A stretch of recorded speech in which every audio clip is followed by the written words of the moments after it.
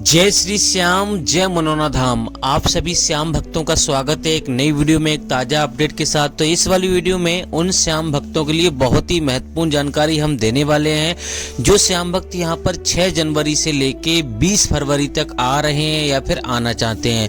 जैसे कि महाराज जी अभी के टाइम पर बैठ रहे हैं, नहीं बैठ रहे हैं, और 6 जनवरी से लेके 20 फरवरी तक महाराज जी कब कब धाम पर मिलेंगे, कब कब धाम पर नहीं मिलेंगे, कब यहाँ पर आपको आना चाहिए, कब यहाँ पर आपको नहीं आना चाहिए, और दोस्तों यहाँ पर आपको कैसे आपको आना है। आखिर दोस्तों मनोहर धाम कहाँ पड़ता है, कैसे आपको पहुँचना है, अगर आप अपनी सवारी से आ रहे हो तो आपको कैसे आना है, ट्रेन से आ रहे हो तो आपको कैसे आना है। क्योंकि दोस्तों आप दूर दूर राज्यों से, अलग अलग शहरों से यहाँ पर आते हो और महाराज जी आपको ना मिले तो आपका समय भी बर्बाद होगा, पैसा भी बर्बाद होगा, आपका यहाँ पे यानी कि आपकी आस्था में भी कमी आएगी। तो यहाँ पर इस वाली वीडियो में आपको सारी महत्वपूर्ण जानकारी देने वाले हैं। इसके साथ साथ और भी बहुत सारी महत्वपूर्ण जानकारी हम देने वाले हैं जो श्याम भक्त यहाँ पर पहली बार आ रहे हैं और यहाँ पर पहले भी कई बार आ चुके हैं। उन श्याम भक्तों के लिए तो बहुत ही ज़्यादा महत्वपूर्ण जानकारी हम देने वाले हैं, जैसे कि कहाँ पे आपको ठहरना है, कहाँ पे आपको पैसा दे के ठहरना है, कहाँ पे आपको फ्री में ठहरना है, और दोस्तों महाराज जी कौन कौन सी बीमारियाँ देखते हैं और कौन कौन सी बीमारियाँ नहीं देखते हैं। क्योंकि दोस्तों अभी के टाइम पर यहाँ पर बहुत सारे चेंजेज आ गए हैं, तो जो भक्त पहले भी आ चुके हैं उनके लिए भी वीडियो जरूरी है और जो वक्त नए आ रहे हैं उनके लिए तो बहुत ही ज़्यादा जरूरी है। और दोस्तों यहाँ पर एक व्यक्ति का कितना खर्चा आ जाता है, और यहाँ पर दोस्तों आपको अगर होटल में रुकोगे तो कितना खर्चा आएगा, नॉर्मल फ्री में रुकोगे तो कितना खर्चा आएगा, और दोस्तों यहाँ पर अगर आप आ रहे हो तो यहाँ पर आपको कौन कौन सी सावधानियाँ आपको बरतनी है जिससे कि आपको पहली बार में ही फ़ायदा हो जाए। क्योंकि दोस्तों हर कोई चाहता है हमें पहली बार में फ़ायदा हो जाए। और दोस्तों आपको यहाँ पे मान लो कैसे आपको अर्जी लगानी है, कैसे आपको लाइन में लगना है जैसे कि आपको भीड़ का सामना ना करना पड़े, कैसे आपको टोकन प्राप्त करना है जैसे कि आपको लाइन में लगना ही ना पड़े, सारी महत्वपूर्ण जानकारी इस वाली वीडियो में आपको मिलने वाली है। तो चलिए दोस्तों वीडियो को शुरू करते हैं। सबसे पहले जान लेते हैं आखिर दोस्तों मनोहर धाम पड़ता कहाँ पर है। क्योंकि दोस्तों सबसे पहले आपको मनोहर धाम ही पहुंचना है। तो दोस्तों मनोहर धाम उत्तर प्रदेश राज्य के बरेली जिला में पड़ता है और गांव का नाम है मनोना और दोस्तों तहसील का नाम है आंवला। तो सबसे पहले आना होता है आपको आना होता है बरेली। तो बरेली सबसे बड़ी स्टेशन है। किसी भी राज्य से, किसी भी शहर से और कहीं से भी आ रहे तो हर जगह से ट्रेन आपको अवेलेबल मिल जाएगी। तो सबसे पहले आपको बरेली आना है। बरेली से आपको सीधा आंवला आ जाना है। अगर रोडवेज बस से आना चाहते हो रोडवेज बस भी आपको मिल जाएगी। टैक्सी करना चाहते हो वहीं से तो आपको टैक्सी मिल जाएगी। और दोस्तों पहली बात आपको याद रखनी है, यहाँ पे जब आ रहे हो तो आपको यहाँ पे सुबह में पहुँचना है। सुबह में अगर पहुँच जाओगे तो आपको भीड़ का सामना नहीं करना पड़ेगा। क्योंकि दोस्तों यहाँ पे इतनी लंबी कतारें लग जाती है, इतनी लंबी लाइनें लग जाती हैं कि यहाँ पर 14 घंटों में नंबर आता है। कभी कभी यहाँ पे 2 दिन या 3 दिन भी लग जाते हैं।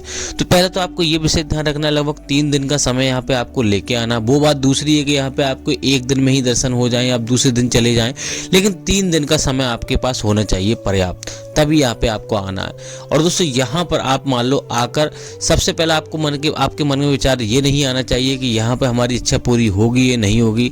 आप तो सच्चे मन से आस्था के साथ यहाँ पर आपको आना है और ये बिल्कुल सोचना है कि 100% हमारी मनोकामना पूरी होगी। इन बातों का विशेष ध्यान रखना है।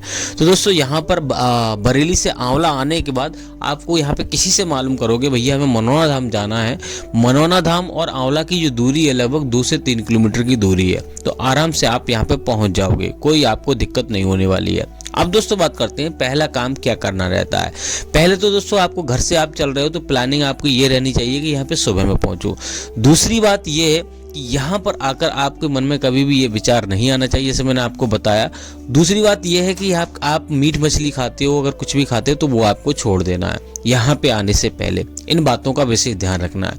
अब दोस्तों बात करते हैं मनोहर धाम पहुँचने के बाद आपको पहला काम क्या करना होता है। देखो दोस्तों अगर आप यहाँ पे सुबह में पहुँचते हो तो आपको यहाँ पे सबसे पहले प्रसाद वगैरह और यहाँ का जो श्याम जल होता है वो आपको खरीदना है। 20 रुपये में आपको मिल जाएगा। 51 रुपये से प्रसाद शुरू हो जाता है। 10 रुपये का अर्जी फॉर्म भी आपको खरीदना है और 10 रुपये का धागा भी खरीदना है जो कि बांधना रहता है मन्नत के रूप में। तो वो सारी चीज़ें आपको करनी है। अगर आप सुबह में नहीं पहुँच पाते तो रुकने की व्यवस्था यहाँ पे देखनी है। रुकने के लिए यहाँ पे धर्मशाला बनी हुई है, उसमें 1000 से लेके 3000 रुपये का खर्चा आता है एक व्यक्ति का नहीं 8 व्यक्ति उसमें लगभग रुक सकते हैं और एक कमरे का खर्चा आता है लगभग 1000 से 3000 रुपये का। और दोस्तों यहाँ पे होटल में रुकना चाहते हो तो मनोना धाम गाँव में लगभग बिल्कुल जहाँ से गेट की शुरुआत होती है मनोना धाम की, वहाँ पर ही आपको एक होटल मिल जाएगा। तो वहाँ पर भी आप रुक सकते हो, जिसमें आपको 800 रुपये से लेकर 1800 रुपये का खर्चा रहता है। इसमें आप 7-8 लोग रुक सकते हो कमरे में, कोई दिक्कत होगी नहीं। फ्री में रुकना चाहते हो तो यहाँ पे जगह जगह टीन सेट पड़े हुए हैं, तो वहाँ पर आप फ्री में रुक सकते हो। और जहाँ से आप प्रसाद लोगे वहाँ पर भी आप रुकने की व्यवस्था बनाई गई है, वहाँ पे भी आप रुक सकते हो। अब दोस्तों बात करते हैं, सुबह में जल्दी पहुँचते हो तो सबसे पहले आपको प्रसाद वगैरह खरीदने के बाद, श्याम जल खरीदने के बाद सबसे पहले तो आपको अर्जी फॉर्म भरना है। अर्जी फॉर्म में आपकी जो भी समस्या है वो आपको भर देनी है।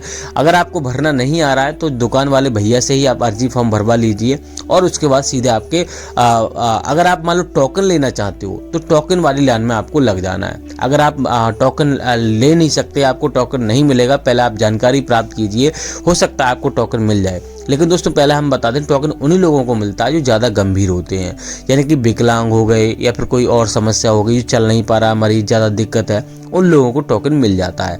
टोकन लेने के लिए आपको छोटे वाले मंदिर और बड़े वाले मंदिर के जस्ट सामने आपको हेलीपैड की तरफ जाना है, जहाँ से धर्मशाला बनी है आगे को जाना है, वहाँ पे आपको टोकन मिलेगा। उसकी भी लाइन आपको लगानी पड़ेगी। टोकन मैंने आपको बता दिया, गंभीर लोगों को टोकन दिया जाता है, हर किसी को टोकन नहीं दिया जाता है। टोकन के लिए आपको कोई चार्ज नहीं देना पड़ता है। जो 60 रुपये उसमें रखने होते हैं अर्जी फॉर्म में, यानी कि अर्जी फॉर्म में 1 रुपये रखा हुआ होता है और 60 रुपये उसमें रखने होते हैं। 61 रुपये की अर्जी लगती है, तो वही यहाँ पर आप चार्ज समझ जो कुछ समझ लो। बाकी दोस्तों महाराज जी कोई भी एक भी पैसा लेते नहीं है यहाँ पर, आपकी अपनी मर्जी से जो भी आप चढ़ाओ वो चढ़ा सकते हो, कोई भी चार्ज नहीं लिया जाता है। अब दोस्तों बात करते हैं, यहाँ पे टोकन आपने ले लिया तो आपको सीधा आपके मंदिर में आपको जाना है, छोटे वाले मंदिर में आपको जाना है। वहाँ पर आपको गेट नंबर 1 पर यहाँ पे टोकन नंबर लिखा होगा। टोकन वालों की लाइन लगती नहीं है वहाँ पे, जल्दी सीधे ही अंदर कर लेते हैं। आपको 1-2 घंटे में नंबर आ जाएगा और गेट नंबर 1 यहाँ पर लिखा हुआ होगा, तो वहाँ से आपकी एंट्री होगी और आपको सीधा महाराज जी के पास भेज दिया जाएगा। तो इस प्रकार से आपको टोकन वालों के लिए है। अब दोस्तों टोकन नहीं मिलता है तो सबसे पहले आपको मंदिर के दर्शन आपको पहले कर लेने हैं। मंदिर के दर्शन पहले कर लोगे तो आपको ठीक रहेगा, क्योंकि दोस्तों जो भी काम होते हैं यहाँ पे, जो भी यहाँ पे कार्य पूरे होते हैं वो खाटू श्याम महाराज की कृपा से ही होते हैं। महाराज जी स्वयं बोलते हैं मैं तो आधार बना हुआ हूँ, जो भी कृपा होती है खाटू श्याम महाराज की कृपा होती है। तो सबसे पहले आपको मंदिर के दर्शन आपको कर लेने हैं। मंदिर में ही आपको प्रसाद चढ़ाना है, मंदिर में ही आपको अर्जी फॉर्म जमा करना है। उसके बाद आपको सीधा यहाँ पे महाराज जी की लाइन में आपको लग जाना है।